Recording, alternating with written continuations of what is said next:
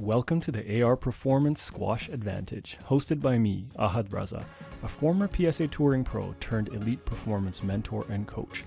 I break down tactics, technique, fitness, and mindset by analyzing players from the past and present, both men and women. I aspire to teach, empower, and guide transformation. Let's get started. What's up, everyone? Today we're going to watch the second two quarterfinal matches that took place yesterday in the 2021 Gouna Squash Open. Now, the first match we're going to check out is between Shorbagy and Joel Makin, and the second match is between Dessouky and Mustafa Asal. YouTube is wonderful. Thank you, Squash TV, for putting up the highlights for us. That's what we're going to review. Now, today, I've noted a few different things that we can analyze and think about when we're watching the videos. And here's what the list looks like. Number one, especially with Shorbagy in his match against Joel Makin, you're going to see that his fundamentals are really strong. He plays with disruptive patterns. So he sets up certain patterns and he changes the angle and he changes the height and he changes the pace and he's doing all sorts of things and he's got the hold on top of it. Shorbagy, what I really noticed when I was watching him was that he is holding from all parts of the court. And that's one thing that the better players do a lot of. So the top players don't just hold from the front where it's like really cool and everyone's going for the hold and flick and stuff. The top players, they hold a little bit on their length, they hold a little bit on their volley, they're holding everywhere. So it's like a little hit to their opponent each time because the opponent has to stutter and use a little bit more energy every single time. And when you play against someone who's doing that consistently, no matter how fit you are, after a certain period of time, you will burn out. So Shorbagy does that really well.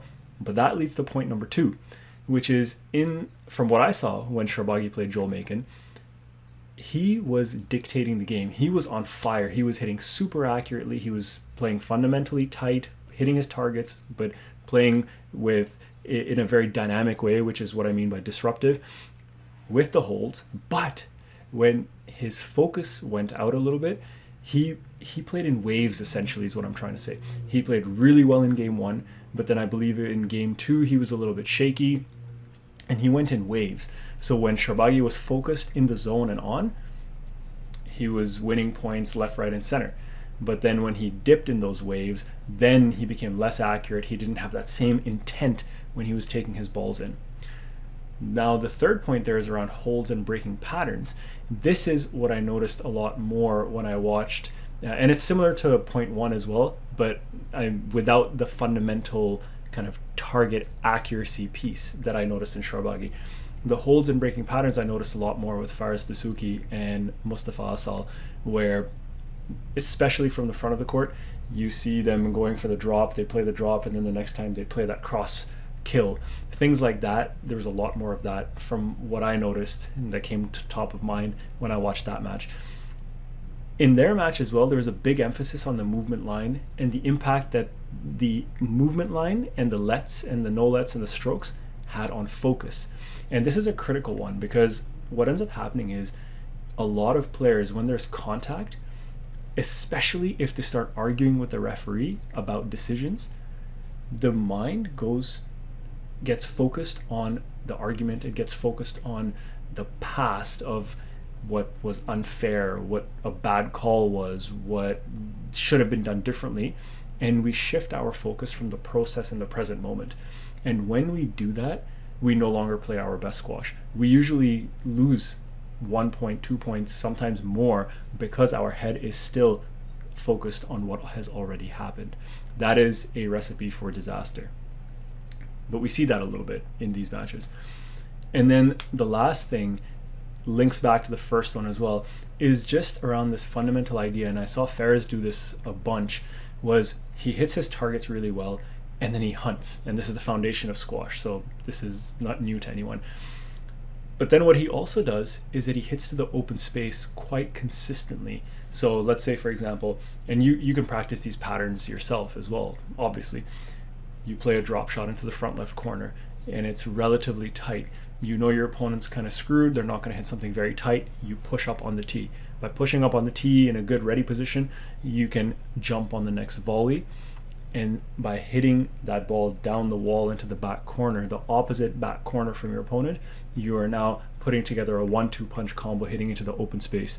And this goes back to that video with Amar Shabana and Nick Matthew, where Shabana was demonstrating that quite effectively. And I saw Fares do this as well. I watched a little bit more than just the highlights that are on YouTube, so I have a little bit more context, and there are a couple of places in the video, as you'll notice, where I put a little bit more context for you if you haven't seen the full match relative to what actually happened. So let's get into the videos. They're going to start in a couple of seconds. We're going to start off with Mohamed El Shorbagy versus Joel Makin over here. And as usual, it all starts with good length, trying to keep that ball tight to the back glass, get the opponent off the tee, and then from there we look for openings. So there's some nice change of pace from Shorbagy, loose from Makin. Shorbagy puts the attack in, and then the rally's been reset by both players, and here we go back to jockeying for position. They are being patient, they're respecting and resetting like we've talked about before.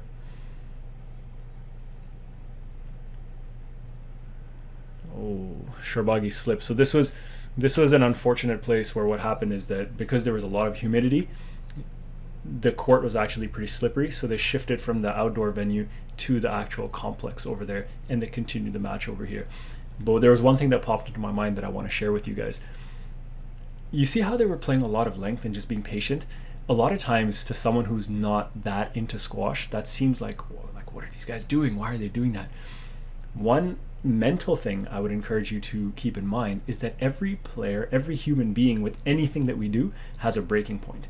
So if you can be more patient and persistent than your opponent by hitting length, for example, at some point your opponent will try to force it, either because they're not fit enough, maybe they get bored, maybe they don't have the accuracy to continue hitting the ball up and down the wall the same way. Whatever the reason is, they will try to force it.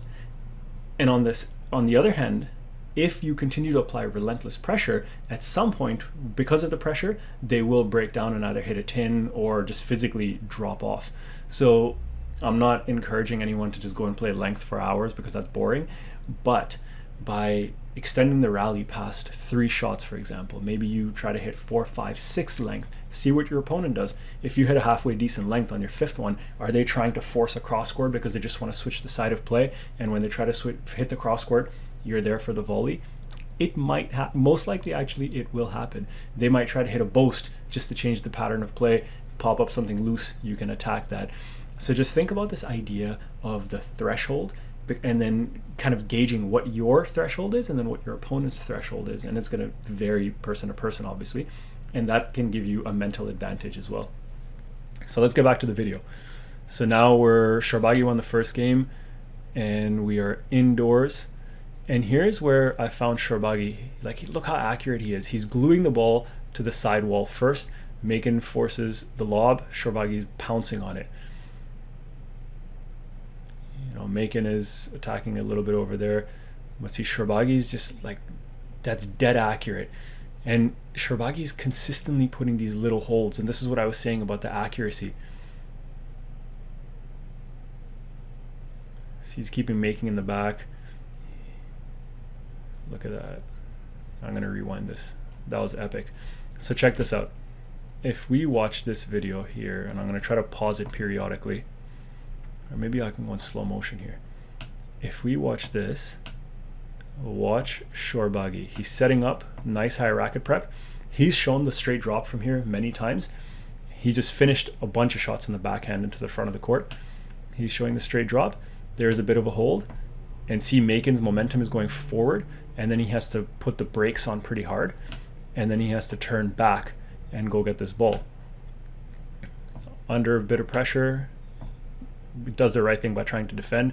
Shorbagy is already on this side because he knows Makin is under pressure. Chances are he's not going to be able to hit an effective cross court. If Makin did try to force a cross court, Shorbagy would have probably pounced on that ball too. So from here, Makin uses a bit of height. Shorbagy comes in, puts the drop in. And actually, if I rewind even a little bit more, I missed the first shot. I mean, this is good. You'll enjoy this. So if we come here, Makin's defending, Shorbagy shows the short ball, plays it long. Makin goes in front of him and then has to go around because Shorbagy showed the drop first. Makin has to defend. This was the one we just saw, and Makin had to go short again because of the threat. And then on the third one, now Shorbagy's hit deep twice. Makin's even further back on the tee because he's been pushed back with the hold 2 times. And now Makin may have been hesitating, thinking that, oh, he might hit another length, and he was staying back a bit, and then he realized that Shorbagy's going short. But Shorbagy's ball was just perfect, and this is what I was talking about with his fundamentals are strong. He's disrupting the pattern, and he's holding, and he's executing effectively. It's almost like an unstoppable combo, and he won that second game 10-3. Tough to beat a guy like Joel Makin 11-3. That's pretty intense in my opinion. And now this game starts off here, game 3. Joel Makin's up 3-0. And what I noticed in the first 3 rallies of this game was that Makin really dominated the tee, and he stepped up and he volleyed a bunch. And then on the flip side, Shorbagy lost his accuracy, and he wasn't holding as much, and he wasn't hitting with as much variety. Now, I don't know with the chicken or the egg is over here. I don't know whether it was because Makin stepped up and started doing this that forced Shorbagy to lose his accuracy and his variety, or whether Shorbagy was so on for 2 full games and then mentally he wasn't able to maintain his focus for 30-40 minutes in a row, and he had a dip in his focus, and then Makin stepped up and then applied the pressure. It could be either or both. So let's check this out. So Makin's changing direction over there, putting Shorbagy under pressure in the back. Nice little hold. Shorbagy's defending. Makin's continuing the attack. So now Makin's accuracy has gone up. He's being a little bit more relentless, and Shorbagy is being forced to do a bit more work. It's loose from Shorbagy again. Makin's putting a bit of pressure. Shorbagy's attacking. There's a nice hold. He's put so much work into Makin at that front left corner by this point, and he's so deadly because he's taken him short so much that he can show the drop. Makin has to come to cover it, and then he can change the pattern of play. And maybe I can even show you that. We'll probably be able to see it if I rewind this a bit. So Makin puts the drop in. When Shorbagy comes, you see Makin, his momentum's leaning forward into that front left because that's what Shorbagy's been doing, and that's where he's been hurting him. And then the ball is going in completely the opposite direction. So that was, that's what happens when you set up patterns and then you break the pattern. You obviously need the skills to be able to do that. See, nice defending by Shorbagy. Nice early attack. Makin's being forced to do a bunch of work, but defending effectively. That's a weak boast. Makin's hunting, putting in, that was his 1-2 punch. Nice attack by Shorbagy. He's attacking that corner he's been attacking all day, and then forces the winner when he's a bit out of position. And in the first game he was hitting those, but in this game he didn't.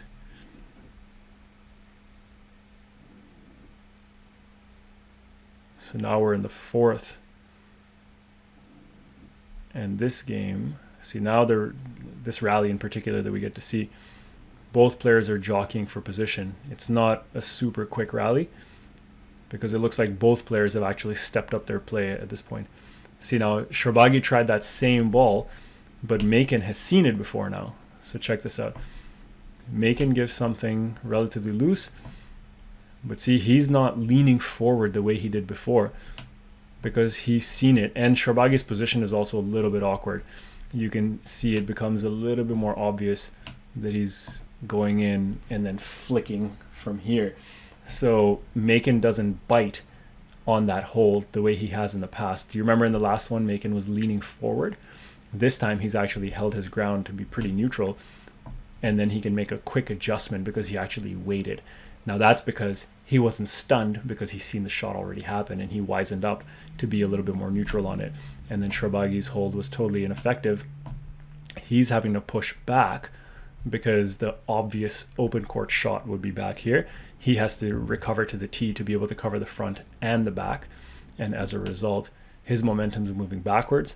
Makin puts a nice drop, and Shorbagy's not getting there.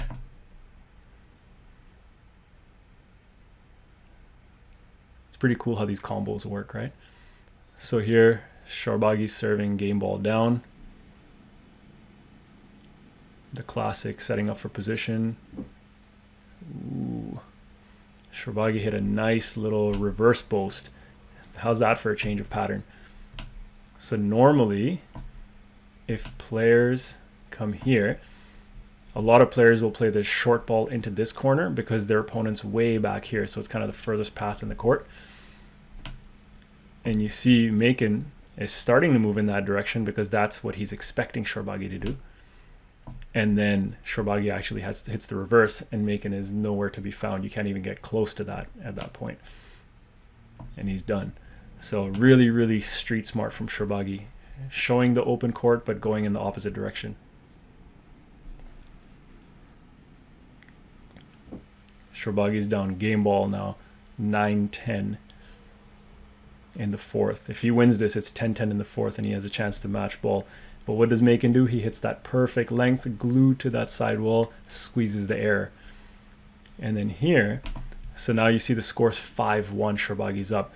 And what I noticed when I watched the first few points in this match is that Shorbagy's game one version of himself returned, where he was being super deceptive. He was hitting his targets really accurately. He was putting a bunch of variety on the ball. It was going all over the place with accuracy, plus the holds, and Makin just couldn't do enough to win the points.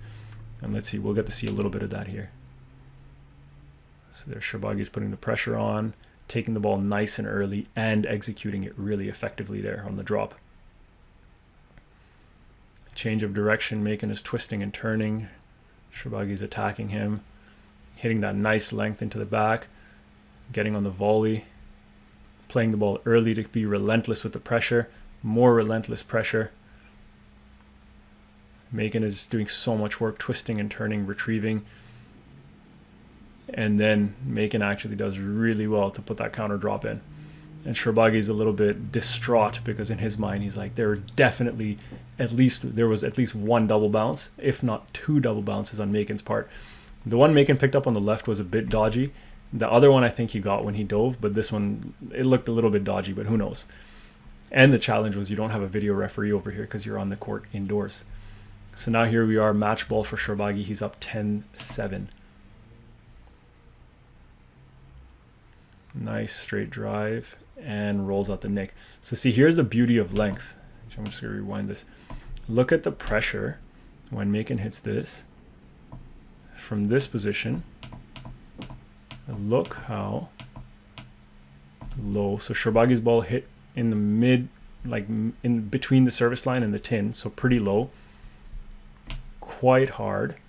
First bounces in the near the back of the service box. Makin is stretched out quite a bit, having to flick to straighten that ball out. Almost gets it, but it's a little bit loose. Makin is stuck behind Shorbagy. And Shorbagy goes for the nick. Look how far back Makin is. He's behind the service box. If that nick is halfway decent and it stays somewhat short, even someone of Makin's fitness is not able to reach it before the second bounce. That's pretty impressive. So that was Shorbagy winning 3-2. Pretty epic match. Now let's jump over to the match between Faris and Mustafa Asal. So look at that length. Nice targets in the back. Nice change of pace from Faris. A little bit loose. And there's the hold. So that's what you notice from these guys a lot. So over here you notice Faris, he puts in didn't move his feet, didn't get in the best position, and puts in a loose ball. And then from here, you see his natural movement is this way because Asal likes to play that drop into that front left corner. And Faris is just automatically moving here. Asal did really well to hold that and change direction. Faris just committed a bit too early. But it was his lack of footwork and that loose ball that set that up for Asal to be able to do that.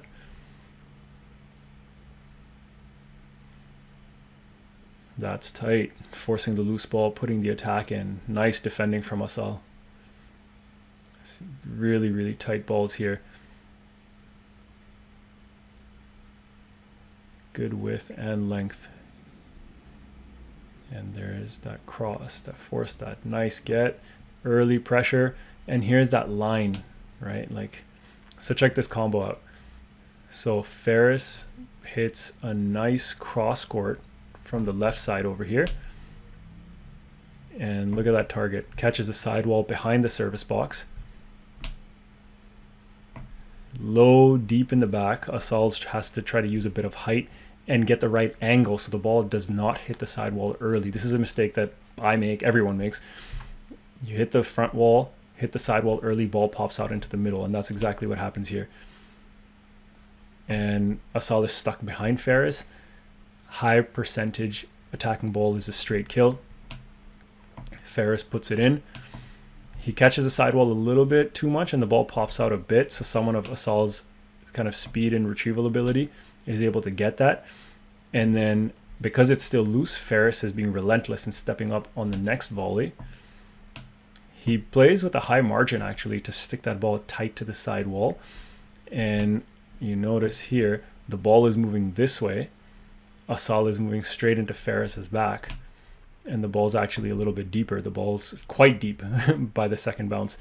And Asal is thinking that it's a stroke in his favor and asking for the ball. In reality, it's a no-let because the ball's going past him. Asal's moving forward, the ball is going further back because Ferris hit it higher. And here we are, Asal's down 9-10 in the game. So that was a great change of direction. Nice defending. Nice change of pace from Ferris. The guys are just, setting up for position that's a bit loose. Asal uses the hold. Ferris gets a no-let over here. So here, Asal usually goes a little bit short. He goes a bit long. And I think he got a no-let. Ferris got a no-let because he's just kind of like swiping his racket and kind of hugging Asal. This, truthfully, in my opinion, the ball's not that far from Asal. So you kind of wonder a little bit as to like, is that a no-let? I don't know. From that angle, it may even look a little bit like a stroke, but Ferris basically hugged him and held him in. He didn't give him a chance to move out either. So it's, interesting decisions. Ferris is up on the volley here, but Asal has game ball. And that's loose from Ferris, and Asal puts it away. That's the challenge sometimes with going with a big nick. And over here, this was unfortunate. The video referee was, something happened and he ended up having to go to the hospital. So at this point, the players actually took a bit of a break because they needed to find another video official, and then they got back on court. So now Asal's up 1-0. Look at that combo right there. So Asal hits that deep length. The ball's tight to the wall. Ferris tries to cross it. But this is not a favorable position to cross. See, if you go back, Ferris is taking it off the wall, stretched out, having to use... See, look how short his follow-through is. It's just this. There's nothing else to it. Hard to generate power. Just not the right shot selection. As a result, the ball pops up loose, and Asal puts that kill. See, he didn't go short because Ferris was actually kind of in line or almost moving forward. His momentum was going forward. So Asal puts that kill in, sending that ball, actually more of a drive, sending the ball to the back. Ferris is not going to get a let on that because he hit a loose ball, so he has to go around Asal to pick that up.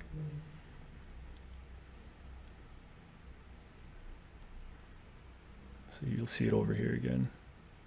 And that's a nice line from Asal as well. Nice width, preventing the volley. Both players are hitting good length.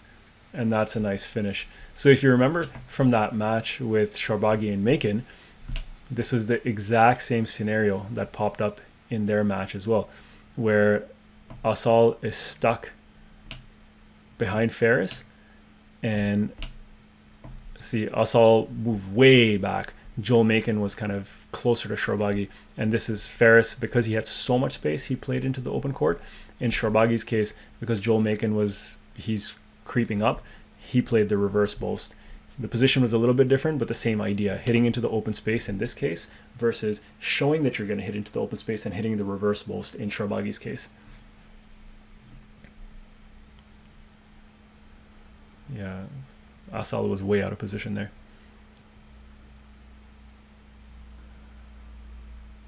Nice length from Asal, and ooh, and then takes the stroke.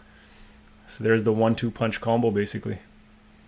Forces the loose ball with the good length, and then gets the stroke. He didn't really have a choice over there because Ferris was so close to him. He did wait a little bit, but Ferris was really close to him. So that's loose and attacked. Just a weak return on the serve there. So now here's my little note. In this game, Ferris became more accurate and Asal made a bunch of errors in this game from the points that we have missed so far. And maybe we'll see a bit more of that here.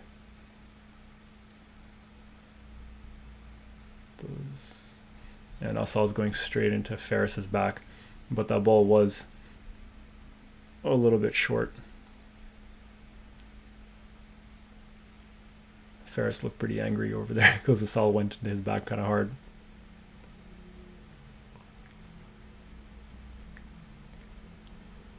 I think the referee is giving him a little warning over here saying, you know, you got to watch the line that you're taking.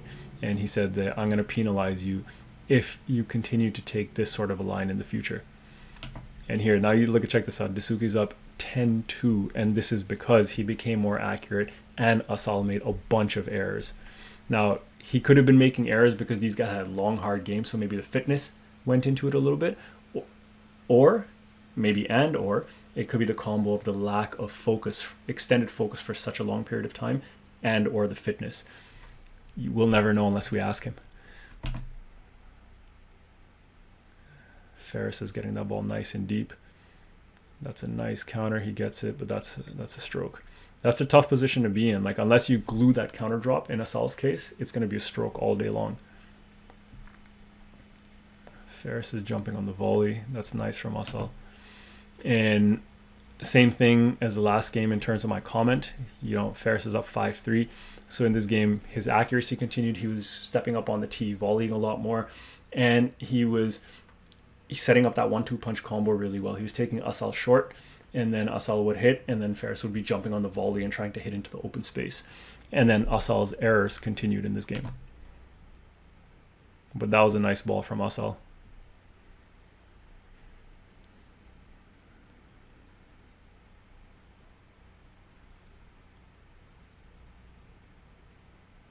And there's the one combo, putting pressure, twisting and turning Asal, and then cutting the ball, continuing to cut the ball off early, but then changing the pace as well. And there's another one, and there's another attack. So look at these combos that Ferris is putting in over here. So he's hitting nice and wide, changing the pace when he needs to just to get that ball nice and tight to the sidewall, forces a bit loose. Asal still stuck in the back corner.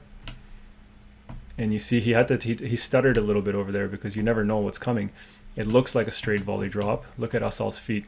He puts that right one first to go to the front left, and then he makes a quick adjustment to then have to go to the right side. Big lunge to pick that ball up. Like, impressive strength and speed, especially for a big guy. And then Ferris has his racket up and ready, waiting to hunt that next ball while Asal is still recovering from his shot. Puts that volley drop in, a little bit loose. Asal jumps on it, looks to counter attack him almost. He's still a bit more in the front. Ferris is on that volley right away. Hits that first bounce deep enough. Second bounce is dead in the back of the court. And he's not going to get a let on that. So you saw he was relentless with the pressure, but then respected and resetted the ball when he needed to. And that's the key, is that mentally kind of knowing decision making, you know, when to attack, when to lay off. Ooh, and there's the error. So that was probably one of several errors that Asal made in that game.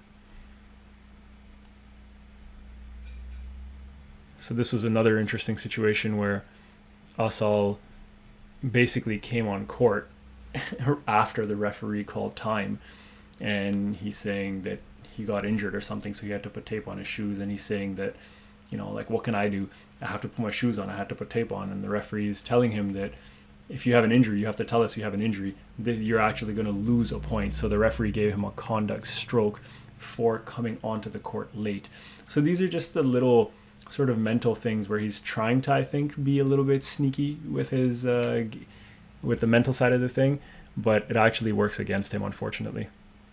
And that was really cool because Ferris played through the interference, and then he's putting the pressure on. And Asal over here, that looked a little bit nasty with the fall. And then he's getting his shoulder tested out because kind of the way he fell into the wall was a little bit awkward, and we'll give him that.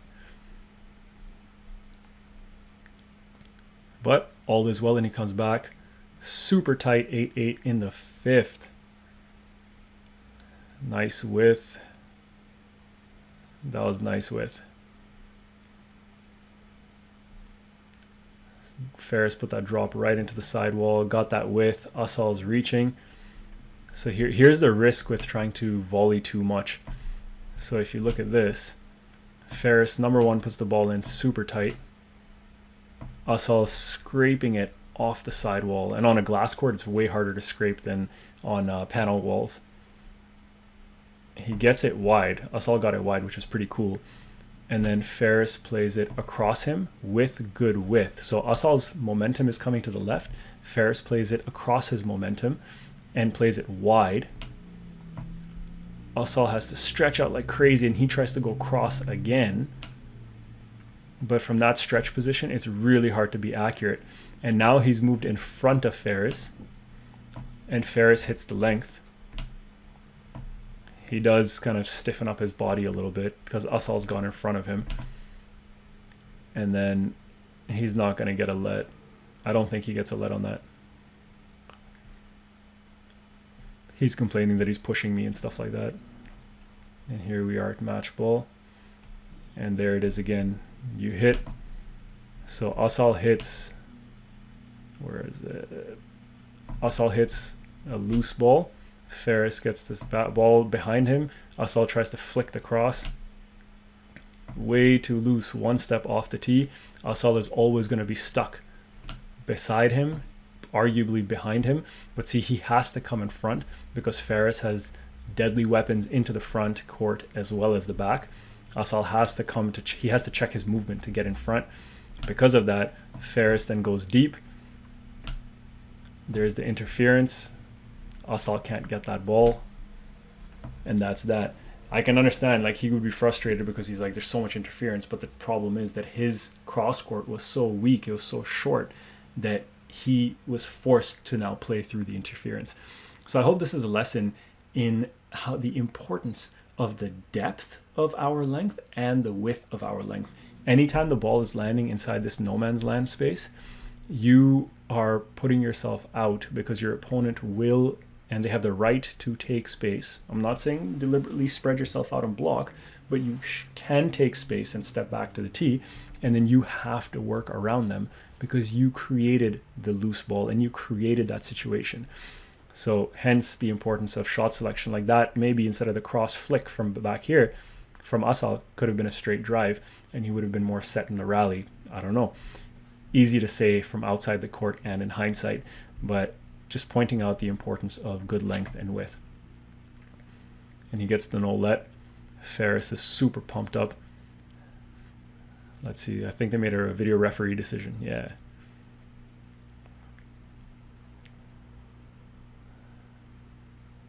The decision comes through and Ferris is super pumped. All right. So I hope you enjoyed that. These videos are getting longer and longer every time.